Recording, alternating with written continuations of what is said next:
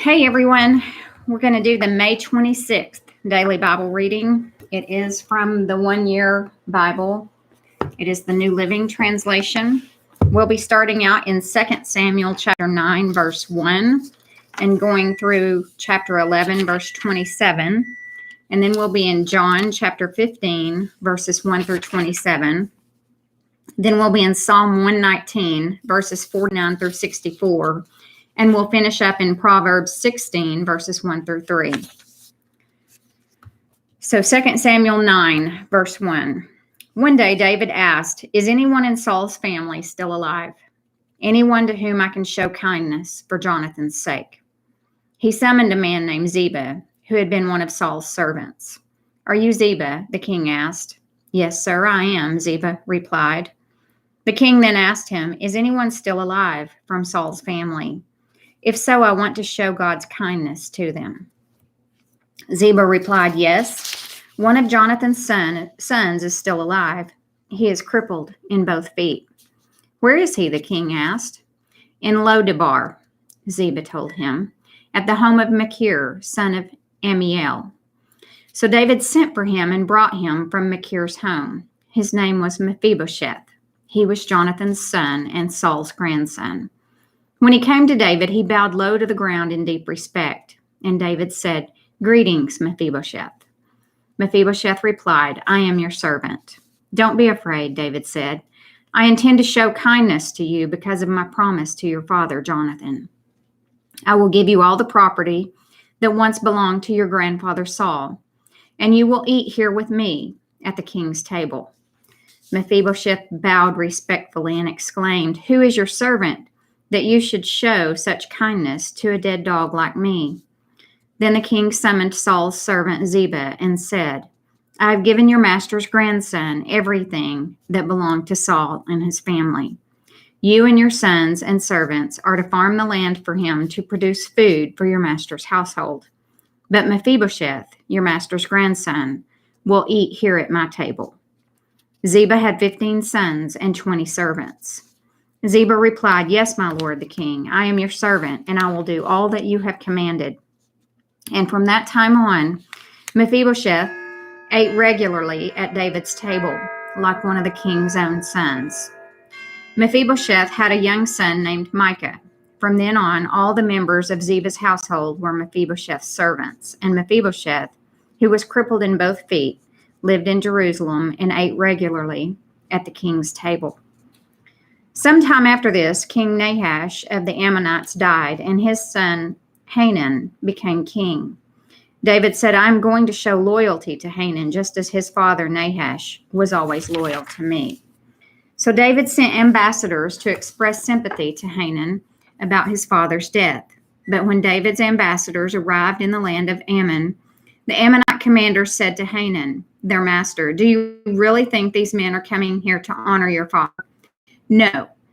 David has sent them to spy out the city so they can come in and conquer it." So Hanun seized David's ambassadors and shaved off half of each man's beard, cut off their robes at the buttocks, and sent them back to David in shame. When David heard what had happened, he sent messengers to tell the men, "Stay at Jericho until your beards grow out, and then come back," for they felt deep shame because of their appearance. When the people of Ammon realized how seriously they had angered David, they sent and hired 20,000 Aramean foot soldiers from the lands of Beth Rohab and Zobah, 1,000 from the king of Maacah, and 12,000 from the land of Tob. When David heard about this, he sent Joab and all his warriors to fight them. The Ammonite troops came out and drew up their battle lines at the entrance of the city gate, while the Arameans from Zobah and Rehob and the men from Tob and Maacah positioned themselves to fight in the open fields. When Joab saw that he would have to fight on both the front and the rear, he chose some of Israel's elite troops and placed them under his personal command to fight the Arameans in the fields. He left the rest of the army under the command of his brother Abishai, who was to attack the Ammonites. "If the Arameans are too strong for me, then come over and help me," Joab told his brother. "And if the Ammonites are too strong for you, I will come and help you. Be courageous. Let us fight bravely for our people and the cities of our God." May the Lord's will be done." When Joab and his troops attacked, the Arameans began to run away. And when the Ammonites saw the Arameans running, they ran from Abishai and retreated into the city. After the battle was over, Joab returned to Jerusalem. The Arameans now realized that they were no match for Israel. So when they regrouped, they were joined by additional Aramean troops summoned by Hadadezer from the other side of the Euphrates River. These troops arrived at Helam under the command of Shobach, the commander of Hadadezer's forces. When David heard what was happening, he mobilized all Israel, crossed the Jordan River, and led the army to Helam. The Arameans positioned themselves in battle formation and fought against David. But again, the Arameans fled from the Israelites. This time, David's forces killed 700 charioteers and 40,000 foot soldiers, including Shobach, the commander of their army. When all the kings allied with Hadadezer saw that they had been defeated by Israel, they surrendered to Israel and became their subjects. After that, the Arameans were afraid to help the Ammonites. In the spring of the year, when kings normally go out to war, David sent Joab and the Israelite army to fight the Ammonites. They destroyed the Ammonite army and laid siege to the city of Rabbah. However, David stayed behind in Jerusalem. Late one afternoon, after his midday rest, David got out of bed and was walking on the roof of the palace. As he looked out over the city, he noticed a woman of unusual beauty taking a bath. He sent someone to find out who she was, and he was told, "She is Bathsheba, the daughter of Eliam, and the wife of Uriah the Hittite." Then David sent messengers to get her, and when she came to the palace, he slept with her. She had just completed the purification rites after having her menstrual period. Then she returned home. Later, when Bathsheba discovered that she was pregnant, she sent a message saying, "I'm pregnant." Then David sent word to Joab, "Send me Uriah the Hittite." So Joab sent him to David. When Uriah arrived, David asked him how Joab and the army were getting along and how the war was progressing. Then he told Uriah, "Go on home and relax." David even sent a gift to Uriah after he had left the palace, but Uriah didn't go home. He slept that night at the palace entrance with the king's palace guard. When David heard that Uriah had not gone home, he summoned him and asked, "What's the matter? Why didn't you go home last night after being away for so long?" Uriah replied, "The ark and the armies of Israel and Judah are living in tents, and Joab and my master's men are camping in the open fields. How could I go home to wine and dine and sleep with my wife? I swear that I would never do such a thing." "We'll stay here today," David told him, "and tomorrow you may return to the army." So Uriah stayed in Jerusalem that day and the next. Then David invited him to dinner and got him drunk. But even then he couldn't get Uriah to go home to his wife. Again, he slept at the palace entrance with the king's palace guard. So the next morning, David wrote a letter to Joab and gave it to Uriah to deliver. The letter instructed Joab, "Station Uriah on the front lines where the battle is fiercest, then pull back so that he will be killed." So Joab assigned Uriah to a spot close to the city wall where he knew the enemy's strongest men were fighting. And when the enemy soldiers came out of the city to fight, Uriah the Hittite was killed, along with several other Israelite soldiers. Then Joab sent a battle report to David. He told his messenger, "Report all the news of the battle to the king." But he might get angry and ask, "Why did the troops go so close to the city? Didn't they know there would be shooting from the walls? Wasn't Abimelech, son of Gideon, killed at Thebez by a woman who threw a millstone down on him from the wall? Why would you get so close to the wall?" Then tell him Uriah the Hittite was killed too. So the messenger went to Jerusalem and gave a complete report to David.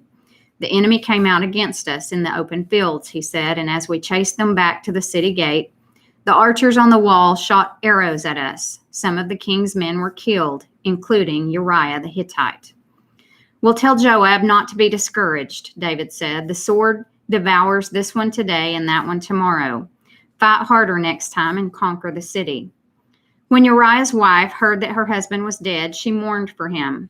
When the period of mourning was over, David sent for her and brought her to the palace, and she became one of his wives.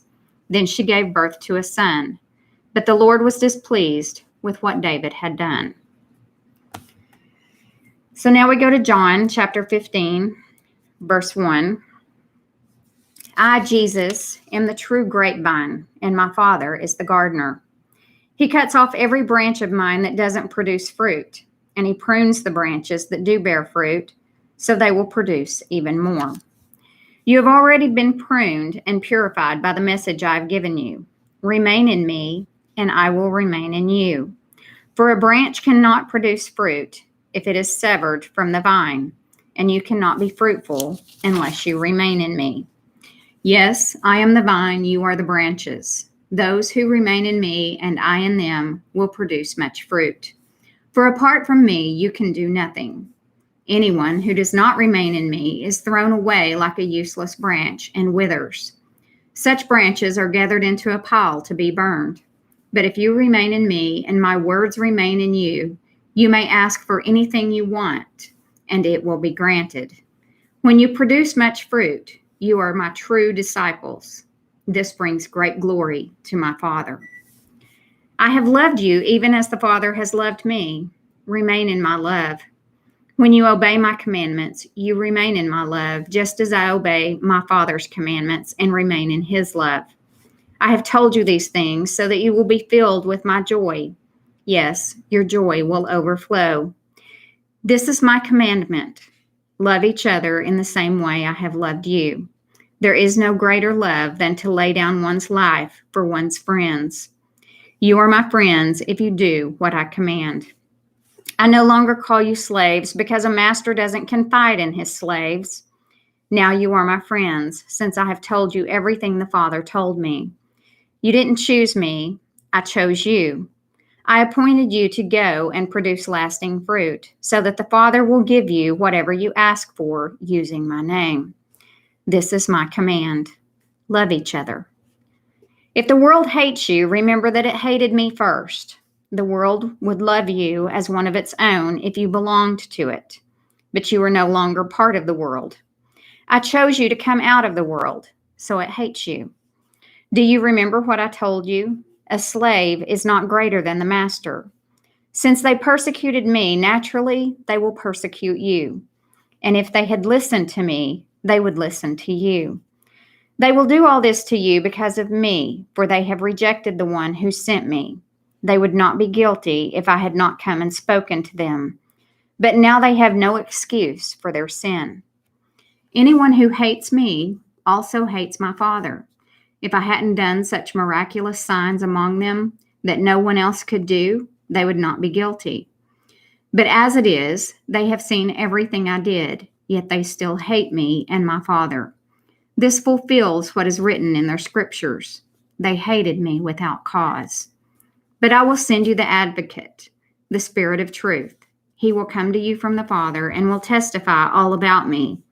And you must also testify about me because you have been with me from the beginning of my ministry. Psalm 119, starting in verse 49. Remember your promise to me. It is my only hope.